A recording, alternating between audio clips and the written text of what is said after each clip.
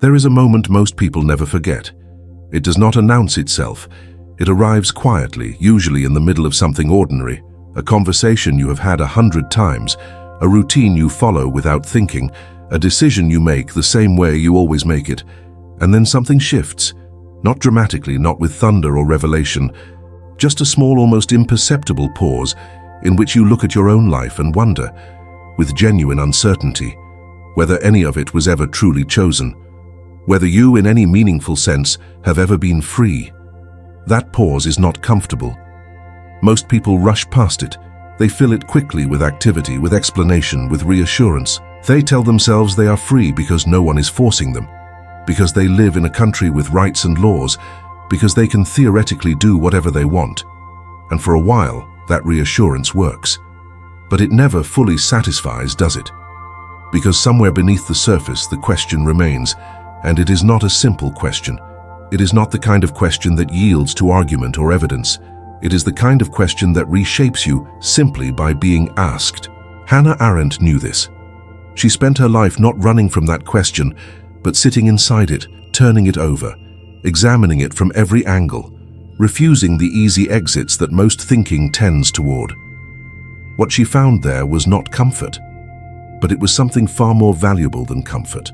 It was clarity, and clarity, even when it unsettles, is the beginning of something real. Most of us inherited our understanding of freedom from two sources, and both of them, in Arendt's view, fundamentally miss the point. The first is the political tradition, which defines freedom as the absence of constraint. You are free when no external force prevents you from doing what you wish. This is the freedom of the liberal tradition, the freedom of rights and laws and protections. It is not nothing. It is, in fact, enormously important. But Arendt observed something crucial about this definition. It confuses freedom with liberation. Liberation is the removal of an obstacle. A prisoner who is released has been liberated. But liberation is only the beginning of the possibility of freedom. It is not freedom itself. And the confusion between these two things has caused tremendous suffering and tremendous political failure, because people who have been liberated often discover, to their bewilderment, that they do not feel free. They have the absence of constraint, but they do not have what they were actually looking for, and so they conclude that freedom must be a kind of illusion, that it was always a word masking an emptiness, and they settle into a quiet resignation that looks like realism but is actually a kind of despair. The second source is the philosophical tradition, which moves freedom inward. Unable to guarantee freedom in the external world, philosophers from the Stoics onward relocated freedom to the interior life. You may not control what happens to you, the argument goes, but you can control how you respond to it. You can control your judgments, your attitudes, your interpretations. And in that inner sovereignty, that capacity to step back from circumstances and choose your relationship to them, lies a freedom that no external power can touch. There is something genuine in this.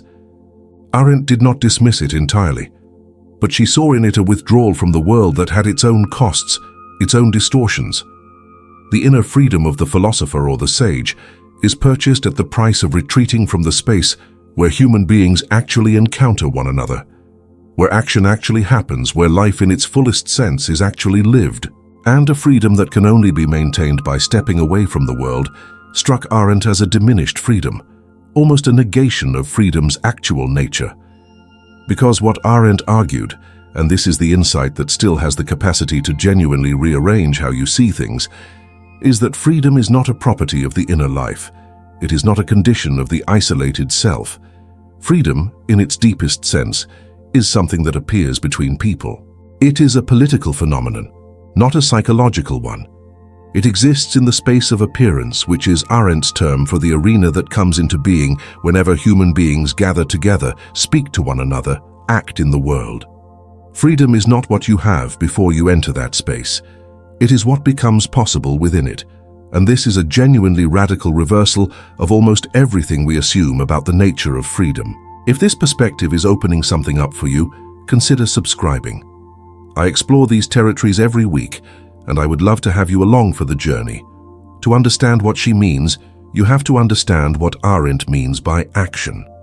For Arendt, action is the highest expression of the human condition, precisely because it is unpredictable. When you act, you set something in motion that you cannot fully control. You insert yourself into a web of relationships and histories and intentions that are not your own, and your action will have consequences you cannot foresee, rippling outward in ways that will surprise even you. This is terrifying to most people, and it is exactly what most people spend their lives trying to avoid. We want guarantees. We want to know that if we do a particular thing, a particular result will follow.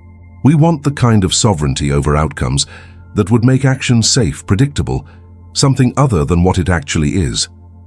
But here is what Arendt understood that almost no one else articulates so clearly. The very unpredictability of action is what makes freedom real. Because freedom is not the ability to execute a predetermined plan in a controlled environment. That is not freedom, that is operation, the smooth running of a machine according to its specifications. Freedom is the capacity to begin something new, something that was not there before, something that could not have been predicted from what came before it, and the only place that kind of beginning is possible is in the company of other human beings, in the space where your beginning encounters their capacity to respond, to be surprised, to be moved, to begin something in return. Freedom, for Arendt, is not a solitary achievement. It is a relational event. I know many of you watching this have carried a particular kind of loneliness that is very specific to thinking carefully about your own life. You have looked honestly at the choices you have made and wondered how many of them were truly yours. How much of what feels like freedom is actually just the execution of scripts you were handed long before you were old enough to question them.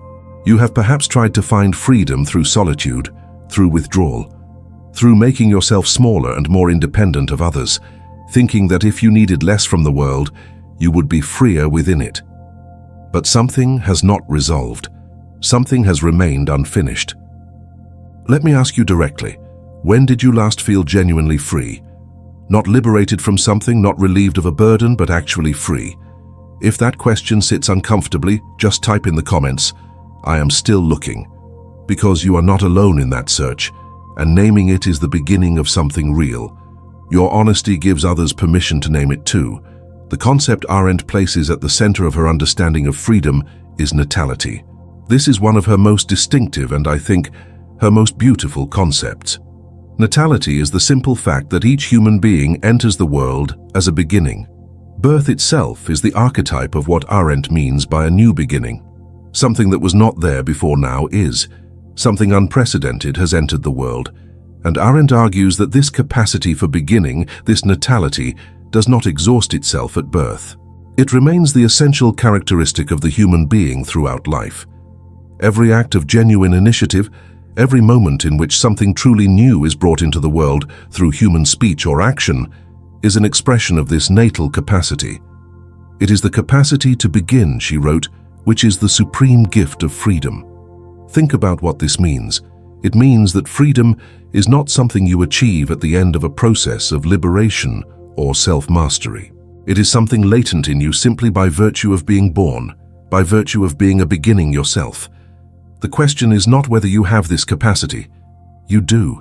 The question is whether you are actualizing it, whether your life in its concrete daily texture gives this capacity expression or suppresses it, whether you are living in ways that allow genuine beginnings, or whether you have, through habit and fear and the understandable desire for safety, closed yourself into routines so familiar that nothing new can enter. And here is where the analysis becomes genuinely uncomfortable, because what suppresses natality is almost never what we think it is. We think our freedom is suppressed by external circumstances, by the demands of work and family and society, by the structures and systems we navigate every day. And it is true that external circumstances matter. Arendt was not naive about power, about the real and devastating effects that unjust political systems have on human beings. She saw that more clearly than almost anyone. But she also observed something that most of us would prefer not to examine too closely, which is that human beings are extraordinarily skilled at suppressing their own freedom long before any external power gets the opportunity.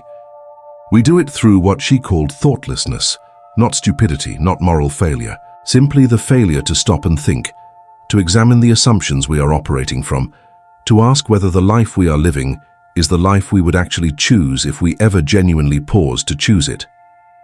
The banality of unfreedom is not dramatic. It does not look like oppression, it looks like Tuesday. It looks like the same conversations you have been having for years, the same reactions you produce to the same kinds of events, the same stories you tell about yourself and why you are the way you are, and why certain things are not available to you. It looks like expertise, the comfortable expertise of someone who knows exactly how their own life works and has stopped being surprised by it. And this is, for Arendt, a kind of living death, because what has died is precisely the natal capacity, the capacity to begin, the capacity that makes freedom real. What does it mean to recover this capacity? This is where Arendt resists the temptation that most thinkers eventually succumb to, the temptation to offer a method, a set of practices, a path to follow. She understood that any path you follow too faithfully becomes its own kind of unfreedom, that the systematic pursuit of freedom through a system is a contradiction that eventually defeats itself. But she did believe in thinking.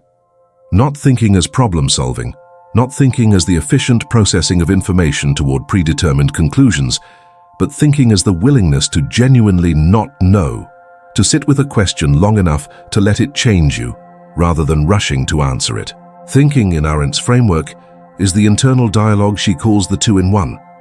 It is what happens when you step back from the flow of experience and become, in some sense, your own interlocutor. You speak to yourself, you question your own assumptions, you inhabit different perspectives on your own situation, and this process, uncomfortable as it is what keeps the natal capacity alive. Because you cannot begin something genuinely new from within a completely closed system of understanding. You need the friction of genuine questioning, the discomfort of not being sure, the openness that only comes when you have not already decided what you are going to find. This is why Arendt was so insistent that solitude, genuine solitude, was not the opposite of freedom, but one of its conditions. Not isolation, which is the forced or fearful withdrawal from the world, but solitude, which is the chosen and productive aloneness in which the two-in-one dialogue becomes possible. The person who is never alone is the person who never thinks, and the person who never thinks is the person whose natal capacity atrophies. But equally, the person who is only alone, who has made solitude a permanent condition rather than a temporary resource, is the person whose capacity for action in the world, whose capacity to appear and begin and surprise, has been replaced by a kind of infinite interior rehearsal that never arrives on any stage. Freedom lives in the movement between these two spaces, between the solitude in which genuine thinking happens and the shared world in which genuine action is possible, between the moment of asking and the moment of speaking, between the inner life that is yours alone and the public space where your uniqueness meets the uniqueness of others, and something that neither of you could have produced alone becomes possible. This is what Arendt means when she says that freedom and politics are essentially linked, not because politics is always good, not because existing political systems express genuine freedom, but because politics, in its deepest sense, is the name for what happens when human beings create and maintain a space in which genuine action, genuine beginning remains possible. Many people watching this have given up on that kind of shared space, and I understand why. The world as it presents itself is often deeply inhospitable to the kind of genuine encounter Arendt describes. Public discourse is frequently shallow, performative, driven by interests that have nothing to do with genuine exchange. The spaces we move through together are often structured in ways that discourage precisely the kind of unpredictable initiative that Arendt associates with freedom. And so we retreat. We find our freedom in private life, in personal choices, in the cultivation of an inner life that we protect from the noise and the disappointment of the shared world. And this retreat is understandable. It is perhaps even necessary for a time. But Arendt would ask you to notice what you are giving up when you make that retreat permanent. You are giving up the possibility of genuine action, of the kind of beginning that only happens in the presence of others who can respond, who can be surprised, who can take what you have begun and carry it somewhere you never imagined. You are giving up the space of appearance, the arena in which you can actually show who you are, not just what you are, Not just your characteristics and your history and your position in various systems, but the irreducible particularity of your way of being in the world, the you that only emerges in action and speech with others. And this particularity, this irreducibility, is not separate from freedom. For Arendt, it is freedom. The capacity to appear as yourself, as this particular beginning and not some other, in a space that can receive and respond to that appearance, is what freedom actually is. If what I am exploring here is resonating with something you have been trying to articulate, I want to invite you into this ongoing conversation. There are many people who have found in these explorations a companionship they did not expect, a community of others who are not satisfied with easy answers, who want to understand rather than simply feel better. I create these videos for people like that, not to give you a system or a method, but to think alongside you, to take these questions seriously, to refuse the temptation of false certainty. If that is what you are looking for, subscribe. Not because you need more content, but because thinking together, even asynchronously, even through a screen, is still thinking together. And this community of people who are genuinely asking these questions is one of the things I am most grateful for. Come join us. And wherever you are in this exploration, tell me in the comments what is opening up for you right now. I read everyone. The practical implication of all of this, and Arendt is always ultimately concerned with the practical, with what this means for how we actually live, is something that can feel at first like a paradox. If freedom is not something you possess, but something that appears in action, then you cannot secure it in advance. You cannot prepare for freedom, store it up, guarantee it. You can only enter the situations in which it might appear and be willing to begin. And beginning, genuine beginning, always involves a risk that most of us spend enormous amounts of energy trying to avoid, because when you begin something truly new, you cannot know how it will be received. You cannot know whether the web of relationships and histories and intentions into which you insert your action will carry it forward or absorb it or transform it into something you never intended. You are not in control. And this is the hardest thing to accept about freedom understood in Arendt's sense. It requires the surrender of the very control that we have been taught to associate with being free. We think freedom means being the author of your own story, in the sense of having complete narrative control, knowing how it will end, being able to edit and revise and shape the whole from beginning to end. But the stories that actually matter, the ones that change things, are not written that way. They are entered into. They are begun without the guarantee of completion. They encounter resistance and surprise and the responses of others who are themselves beginners, themselves capable of new initiatives that will redirect the story in ways its author could not have foreseen. And the willingness to enter a story under those conditions, without control, without guarantees, with only the natal capacity and the willingness to begin, is what courage actually is. Not the absence of fear, but the capacity to act in spite of it, in full awareness of the irreversibility of action, the impossibility of undoing what has been set in motion, the radical openness of what comes next. Arendt wrote, in a passage that I find myself returning to again and again, that the smallest act in the most limited circumstances bears the seed of the same boundlessness, because one deed, and sometimes one word, suffices to change every constellation. This is not mystical. It is a precise observation about the nature of human action in a shared world. Your beginning, however small, however modest, however uncertain of its own significance, enters a world that is already alive with the beginnings of others. And in that encounter, something becomes possible that neither the world nor you could have produced alone. This is the miracle Arendt speaks of, not a supernatural miracle, but a thoroughly human one. The miracle of natality, the fact that human beings can always begin again, that the world is not closed, that what has been is not the final word on what can be. And this is where the reflection that gives this video its title actually comes from. Because when Arendt speaks of freedom, what gives people chills is not some abstract argument. It is the recognition, sudden and almost physical in its force, that the thing they have been looking for in all the wrong places has been present all along, in the capacity they were born with, in the natal power that has never actually left them, even when they have spent years convincing themselves it has. What gives people chills is not the concept of freedom, but the felt sense, arriving sometimes without warning in the middle of an ordinary moment, that beginning is still possible, that the story is not finished, that the constellation can still change. This is what Arendt understood about freedom that almost no other thinker has articulated so precisely. Freedom is not a state you enter, it is an act you perform. And you perform it not once, not in some definitive moment of liberation or awakening, but continuously in each moment in which you choose to think rather than react, to speak rather than stay silent, to begin rather than simply continue, to show up in the shared world as the particular and unprecedented beginning that you irreducibly are. The freedom that gives people chills is not a destination. It is the ongoing discovery that beginning is still possible, has always been possible, and is in fact what you fundamentally are. So return to that moment of pause, that quiet moment in the middle of the ordinary in which you looked at your life and wondered whether it was ever truly chosen. What if the pause itself was the beginning? What if the wondering was not a sign of something lacking, but a sign of something alive, the natal capacity stirring, the two-in-one dialogue opening, the space of freedom announcing itself in the only way it ever does, not with answers but with the right kind of questions. You are not at the end of something. You are, if you are willing, at the beginning.